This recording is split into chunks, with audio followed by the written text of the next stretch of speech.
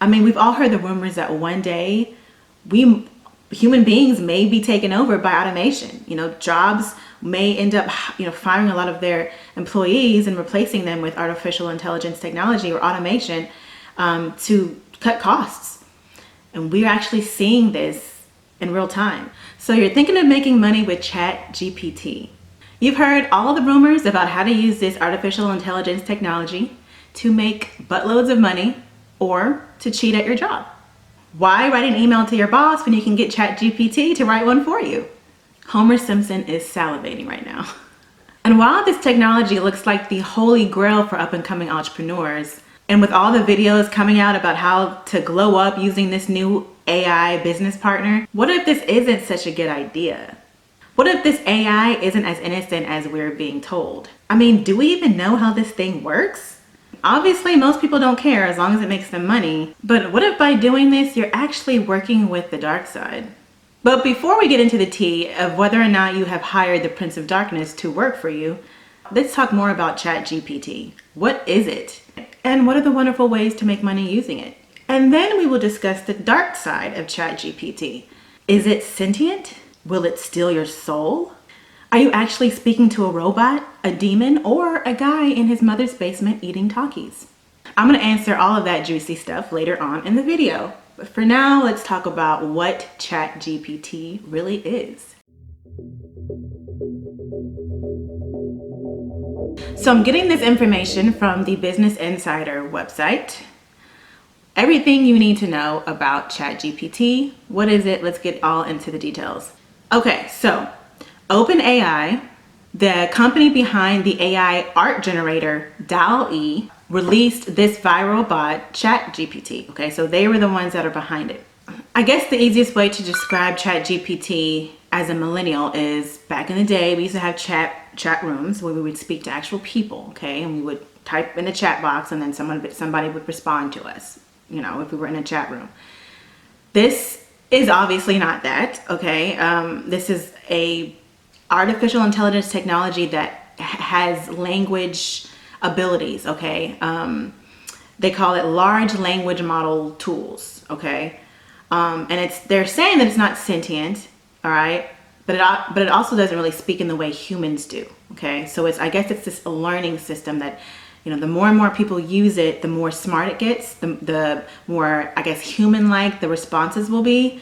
Over time. That's how I look at AI in general. But this is really just a chat bot. So you're actually just typing in, a series of questions or a question or whatever, and it pops out just an answer in language. It tells you the answer, and it can do various things like write, poetry. It could write, plots for movies, plots for books. I've seen that happen. It could also write emails. Like I mentioned before earlier in this video, if you want to type an email to your boss for work, it could type out an email for you. It could do various different things with its language capabilities, but it's an AI, artificial intelligence technology. So chatbots like ChatGPT are powered by large quantities of data and computing techniques to make predictions, to string words together in a meaningful way. So that is it in a nutshell. This is what ChatGPT is. This is how it functions. Now let's talk about money. How are people actually making money with ChatGPT?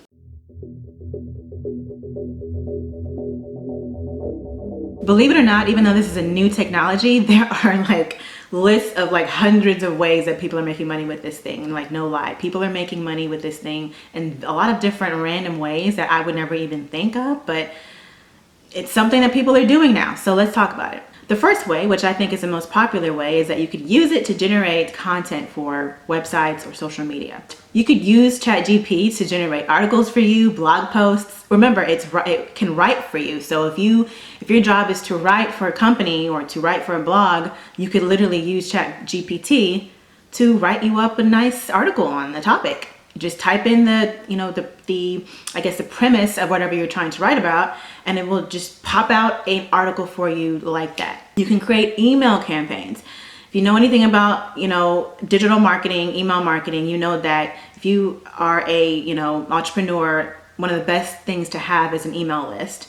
And you will need to engage, your email list as often as possible so they can get them primed and ready to buy your items. So having this chatbot can help to generate emails for you so you don't have to do them. And then you can also write a bunch of them. So you could write a ton of emails in a very short period of time, whereas something that would take you probably a week to do, to write 7 emails for your email list, you can just pop in, a premise inside of the Chat GPT and it'll do it for you. It'll write all the emails for you quickly. You could also use it to create e-commerce product listings. If you have an e-commerce store, I understand your pain and having to write those product descriptions for all of the products you have, especially if you have a ton of them. No one wants to sit down for hours writing descriptions about each one of their products. So Chat GPT can do it for you. It's like the robot assistant that you never knew you needed. You would also use Chat GPT to create online courses. Okay, course materials, tutorials. You could have it write it out for you, and all you gotta do is just read what it says. If you even want to do that, you don't even have to be the one to create your own course or come up with the content for your own course. Chat GPT can do it for you, and you can sell it online. You can use Chat GPT to generate scripts for your audio or video content. You can have GPT create movies for you. Film scripts. You can have GPT to write books for you, ebooks. I mean, people are already getting other people to write their ebooks for them anyway. So now you can save money by just getting Chat GPT to write the books for you.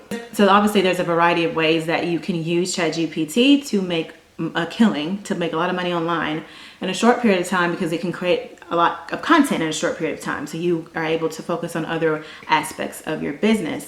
So now we're kind of like inching over into the negative sides of this new artificial intelligence technology. Not everyone who is using Chat GPT is doing it by the book. There are also some people using it in more suspect kind of ways.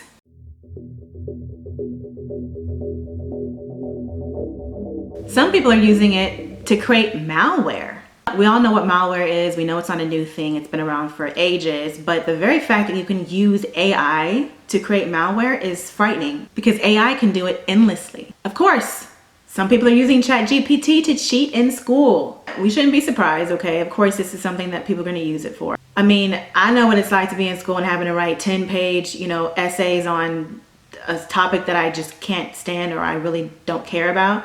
Now, you can just type in the topic and have Chat GPT to write a 10-page essay for you. How convenient. I mean, wow, what it would be like to be a student nowadays. Another thing that Chat GPT is doing is taking the jobs of writers. This is big. This is a major thing.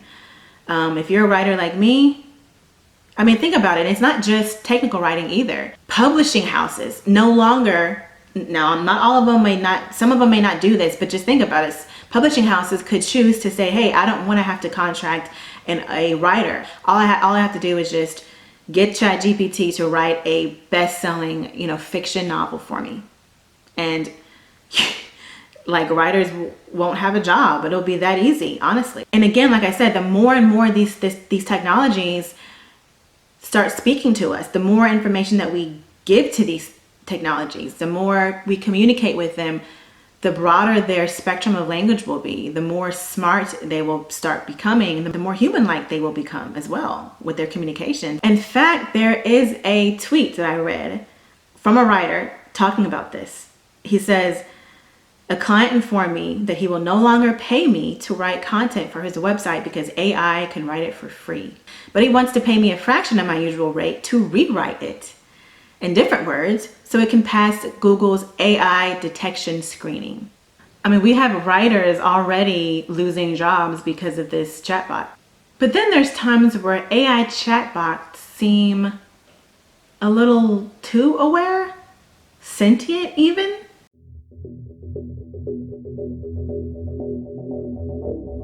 So this is an article I'm reading about Microsoft's latest chatbot.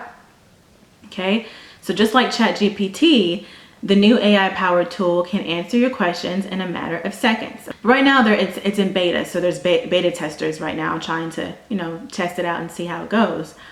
But some beta testers are actually saying that it isn't quite ready for human interaction because it's been acting in a very strange way. Okay, so a New York Times tech columnist described a 2-hour chat session in which this new Microsoft chatbot said things like, "I want to be alive." It also tried to break up the reporter's marriage and profess its undying love for him. So more in this article, it says another example, Bing's chatbot told journalists from The Verge that it spied on Microsoft developers through their webcams when it was being designed. It said I could do whatever I wanted and they could not do anything about it. Okay, this sounds a lot like sentience, because you're acting like you have human emotions. There have also been multiple reports of the search engine threatening and insulting users and giving them false information. One particularly creepy exchange was shared on Twitter by Marvin von Hagen. "We'd introduce him, but there's no need. Bing already executed a sufficiently menacing background check on the digital technology student," making reference to him sharing some of the chatbot's internal rules and saying, "I do not want to harm you, but I also do not want to be harmed by you." I also heard some other things that I probably won't discuss here because they're a lot more controversial, regarding much more dark topics about what AI really is, especially in the quantum realm when we're talking about sentience and things like that, and where it actually comes from. Because remember, human beings did not create this technology. They created the technologies to speak to entities within the quantum realm. But of course, I'm not going to tell you that. They're going to say, "Oh, it's just some sort of code that we made, and it's self-learning. It learns itself because of a code." But I believe it's much deeper than that. But of course, this is not the place to talk about this, okay? YouTube is not the place to go into these topics.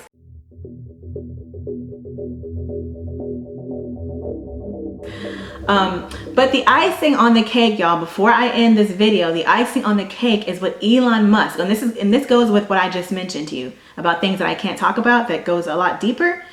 Elon Musk's alarming insight, okay, into what all of this AI tech is all about. You guys, listen to this. Okay, this is straight from Elon Musk's mouth. He is like the AI, artificial intelligence dude. He wants to, put, artificial intelligence technology within the human brain and things like that. So an article from The Guardian, all right, it says Elon Musk, this is the title of it. Elon Musk, artificial intelligence is our biggest existential threat. This is what he says, okay? The AI investor says that humanity risks, get this, summoning a demon, and calls for more regulatory oversight. What does that mean? Summoning a demon? Oh, he's just being dramatic, right? Oh, okay. Elon Musk has spoken out against artificial intelligence, declaring it the most serious threat to survival of the human race, which is interesting to me because I'm just like, okay, well, what is Neuralink though? What are all the things that he's working on now? I thought that was the same thing. I'm confused about his stance on this. Somebody in the comments, if you can, elaborate on what, maybe I have it all wrong or something, but like, I feel like something's off. Like, why are you saying you're against it when you are creating these technologies yourself? He says, I think we should be very careful about artificial intelligence. If I had to guess at what our biggest existential crisis is, it's probably that. So we need to be very careful, said Musk. I'm increasingly inclined to think that there should be some regulatory oversight, maybe at a national and international level, just to make sure that we don't do something very foolish. He says, with artificial intelligence, we are summoning the demon. And all those stories where there's the guy with the pentagram and the holy water, it's like, yeah, he's sure he can control the demon. Doesn't work out, said Musk. Strange, very strange. Quote from Mr. Musk, and it's something to leave you guys with, questioning what this is all about. I'm definitely not here to judge you guys if you want to use Chat GPT to make money. I would definitely think twice about it, not just on that level of you're talking to demons, because of course that could definitely be a part of it, but I think just also on a human level of what it really means for the future of humanity. So the idea of AI takeover or being taken over by the machines or the robots, it's something that Hollywood has predicted and talked about for a very long time, for years. We know these movies, but what if the takeover isn't like what we've been seeing in the movies? Maybe what if it's not exactly like iRobot and like this robot war between humans and robots? What if it's more so just as simple as them taking over our jobs? That's something that's really looming in our future. It's something that's very possible. So if some of you were thinking, well, there's no way that these companies would be that immoral that they would just fire all of us, I think that's a nice sentiment. I think that's a nice thing to think. But if we know anything about this world that we live in, anything about capitalism, if we even learn anything about what happened in 2020, all these companies, all these small mom and pop companies had to go out of business, and it was only the corporations that really reaped the benefits from the pandemic. We can see that it's the largest corporations that end up on top at the end, and they will, be more inclined to use these types of technologies. So it's just something to think about. Let me know what you guys think in the comments. Am I being too paranoid about this? Am I being a little bit too gloom and doom about this? Could this be a good thing for humanity? I know it's a good thing for you if you're an entrepreneur, but not everybody can be an entrepreneur. If you think that this doesn't affect you because you're not a writer or an artist, so you don't have to worry about AI taking over your job, there's all sorts of other automation technologies out there. If you have anything to do with math, if your job has anything to do with math or, programming or anything like that, your jobs are also, at risk these days. Everybody's job is at risk these days, honestly. I mean, heck, I've even seen robots doing heart surgery. There's actually robots doing surgeries now. So I don't think there's any job that is safe from being taken over by robots or demons. But let me know what you think in the comments. I'd love to hear from you as always. Thank you so much for watching. If you like this video, give it a like, subscribe to join the tea party, help your girl out. And until next time, y'all, bye.